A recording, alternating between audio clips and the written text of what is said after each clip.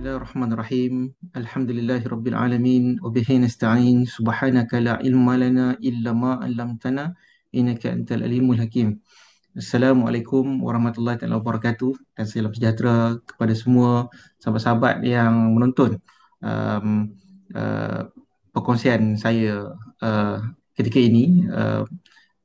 InsyaAllah saya akan mengupas sikit sebanyak tentang Ramadan dan sifat rahmat Allah Subhanahu Wa Taala.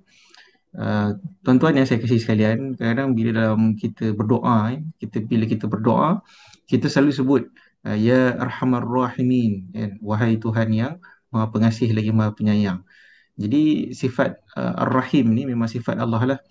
Sifat sifat yang kasih kepada umatnya, kepada hamba-hambanya, yang mana Allah Subhanahu Wa Taala sebut dalam Allah Subhanahu Wa Taala banyak kali menyebut dalam Al-Quran berkenaan dengan soal rahmat yang Allah berikan kepada umat manusia. Jadi bila menyebut tentang rahmat Allah ni, tuan-tuan yang saya kasih sekalian, ada satu hadis Nabi Muhammad SAW yang menyebut secara jelas berkenaan bagaimana Allah menurunkan uh, satu bahagian saja daripada 99 bahagian rahmat Allah Subhanahu Wa Taala. Bayangkan, maknanya Allah Subhanahu Wa Taala tu dia daripada 100 bahagian rahmat Allah, Allah bagi satu bahagian saja di dunia ini. Sebagai contoh, apabila uh, seekor haiwan ada anak dia, dia elakkan daripada terpijak anak dia sebagai contoh, kan. Itu rahmat Allah Subhanahu Wa Taala. Apabila kita dalam kehidupan kita ni, kadang-kadang kita banyak buat dosa, tuan-tuan. Kita banyak buat kesilapan dan sebagainya, tapi Allah tetap kasih kepada kita. Kalau kita buat salah, Allah tetap mengampunkan kita walau sebesar mana pun dosa kita, dengan syarat kita bertaubat dengan sebenar-benar taubat lah, dan sesungguh-sungguh taubat. Dalam kita membincangkan tentang rahmat Allah Subhanahu Wa Taala, satu perkara yang penting untuk kita tekankan dalam jiwa kita ialah matlamat hidup kita. Kadang-kadang ada orang yang matlamat hidup dia ialah untuk dapat syurga semata-mata. Sedangkan disebut banyak kali dalam hadis Nabi Muhammad SAW sendiri, dan juga bagaimana sahabat-sahabat menceritakan juga berkenaan dengan kita di akhirat nanti, walaupun kita rasa kita dah banyak amal dah, tapi boleh jadi kita tak masuk syurga sebab kita tidak mendapat rahmat Allah Subhanahu Wa Taala. Ada satu kisah bagaimana seorang malaikat menceritakan bagaimana seorang uh, yang beribadah selama 500 tahun, tuan-tuan. Bukannya setahun, bukan 2 tahun, 500 tahun dia beribadah di sebuah pulau yang mana di atas satu gunung yang tinggi.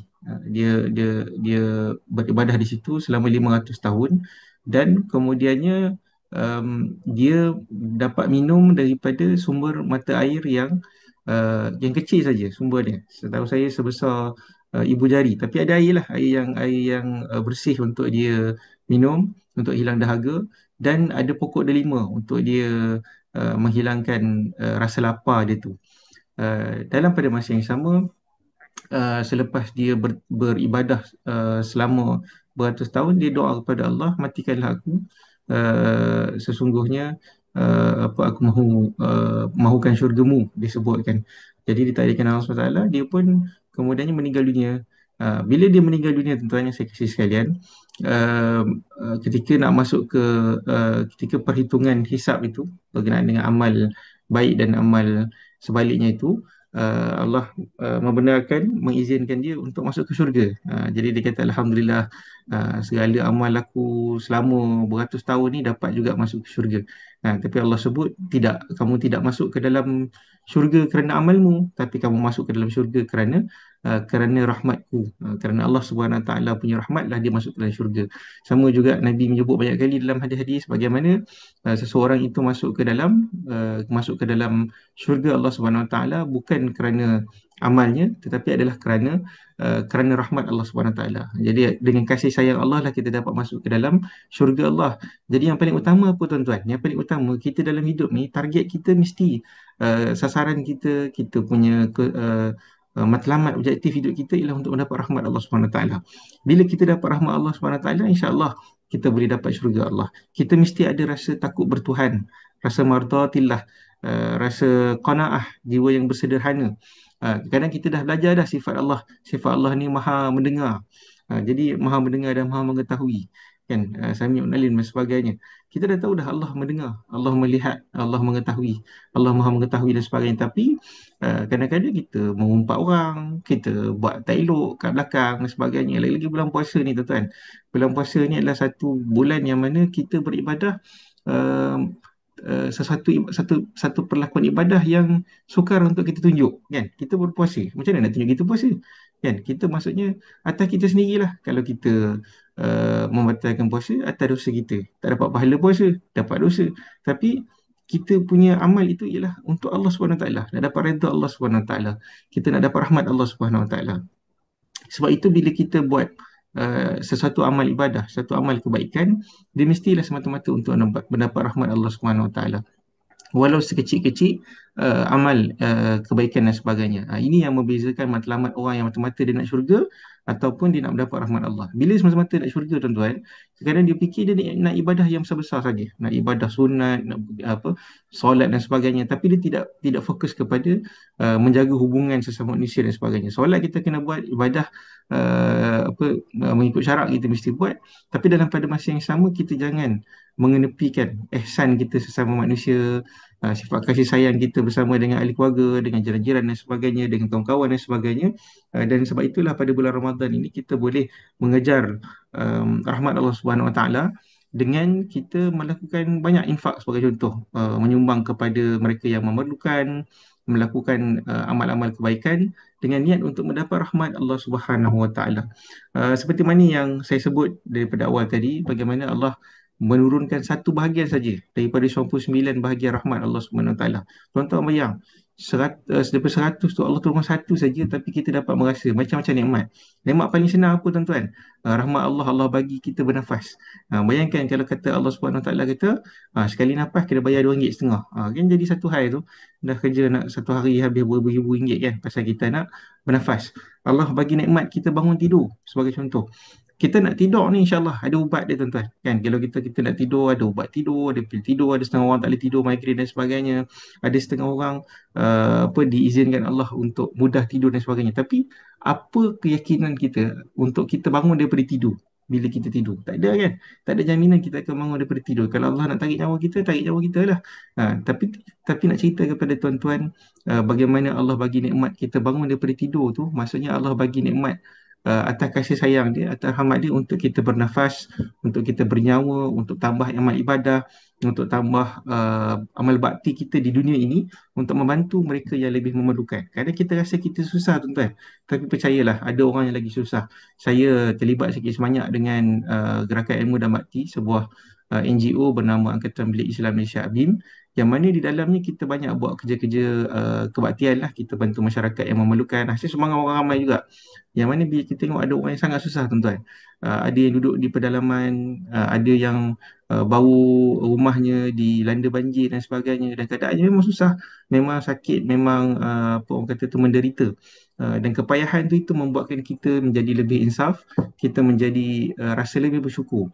Sebab itu ibadah kita ni, selain daripada kita solat sunat dan sebagainya, kita perlu top up dengan dengan amal-amal kebaikan yang lain, supaya kita memahami kehidupan kita di dunia ini bukan semata-mata di meja, maaf saya, di atas tikar sejadah.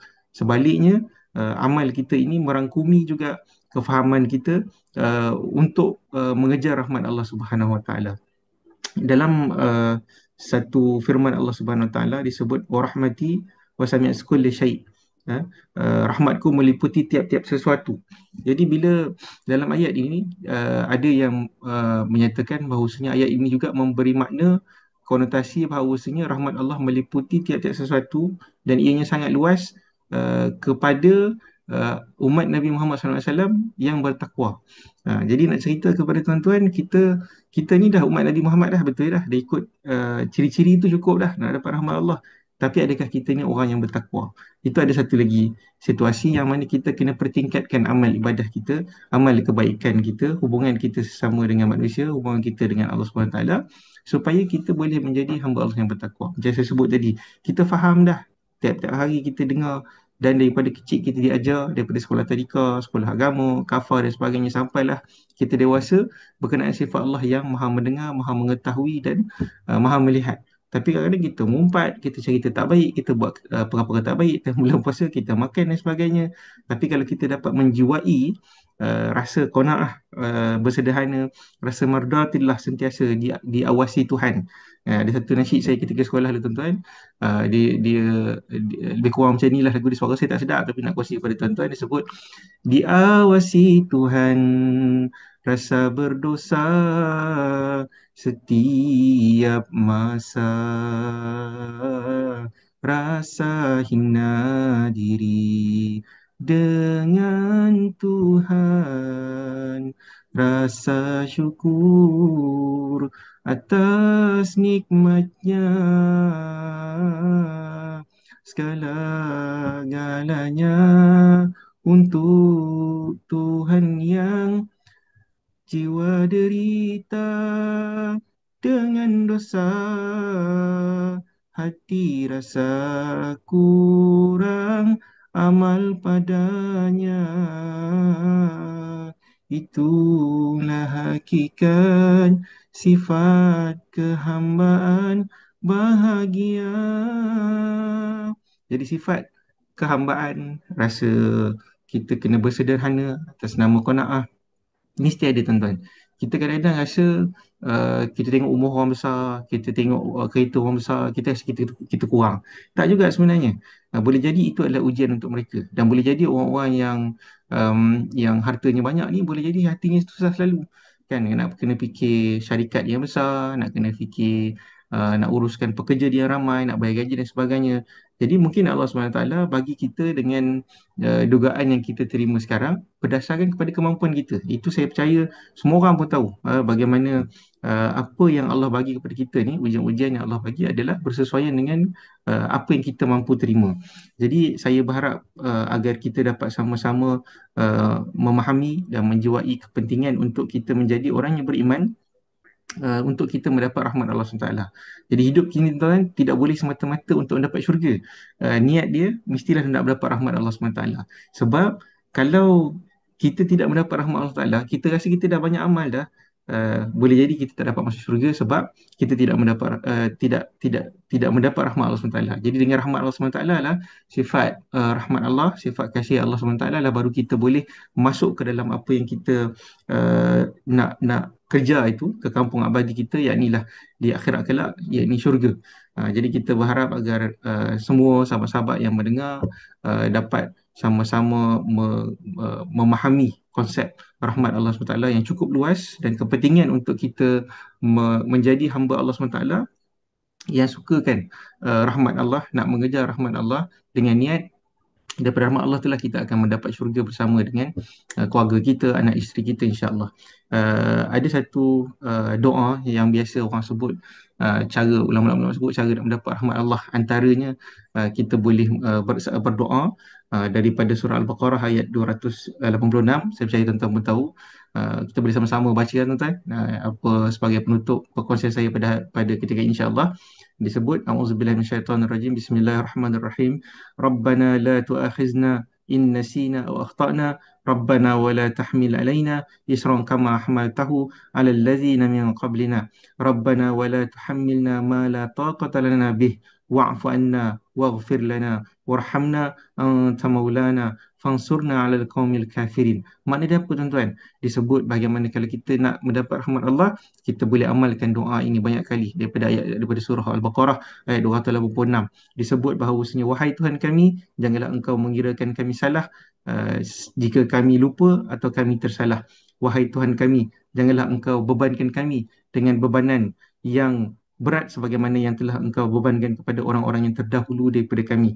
Wahai Tuhan kami, janganlah engkau pikulkan kepada kami apa yang kami tidak terdaya memikulnya, dan maafkanlah kesalahan kami, serta ampunkanlah dosa-dosa kami, dan berikanlah rahmat kepada kami. Engkaulah penolong kami, dan oleh itu tolonglah kami untuk mencapai kemenangan terhadap kaum-kaum yang kafir. Jadi dalam ayat ini juga disebut berkenaan dengan apa, kalau kita ada dosa, kita mohon kepada Allah untuk ampun kita tuan-tuan.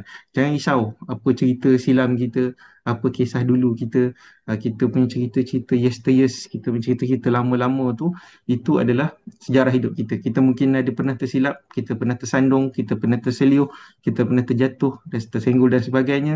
Kita doa kepada Allah agar Allah mengampunkan dosa kita. Yang penting ialah taubat, tuan-tuan. Tuan-tuan yang saya kasih sekalian. Itulah kelebihan orang yang beriman. Dia sentiasa cuba untuk mengejar rahmat Allah Subhanahu Wa Taala. Semoga insya-Allah dah 27 Ramadan ni kita nak mengejar beberapa hari lagi berakhirnya bulan Ramadan. Tak mudah untuk kita capai bulan Ramadan ni, tuan-tuan. Ini adalah salah satu rahmat Allah SWT mengizinkan kita untuk melipat gandakan amal kita melalui bulan Ramadan ni lah Allah izinkan kita untuk sampai ke sini. Ramai orang selalu berdoa, ya Allah sampaikanlah aku, baglina, sampaikanlah kami kepada bulan Ramadan, sampaikanlah kami ke bulan Ramadan. Tapi ada juga yang tak dapat sampai ke bulan Ramadan. Sebab di sinilah kita dapat beribadah, beramal dengan sebanyak-banyak amal, sebanyak-banyak kebaikan melalui sumbangan kita, infak kita, zakat kita dan sebagainya, selain daripada ibadah-ibadah yang semestinya wajib atau sunat untuk kita lakukan. Tuan-tuan yang saya kasih sekalian, sama-samalah kita berusaha berdoa untuk mencapai cita-cita besar kita untuk membentuk khairul ummah, sebuah umat terbaik yang memahami makna dan rahmat Allah SWT dalam erti kata yang sebenar. Saya mohon maaf sekiranya ada tersalah silap dan terima kasih banyak-banyak sebab sudi mendengar. Semoga kita dapat mencapai dan menemui Lailatul Qadar insya-Allah dan diizinkan Allah untuk sampai ke Ramadan yang seterusnya. Wallahu a'lam bishawab. Assalamualaikum warahmatullahi wabarakatuh.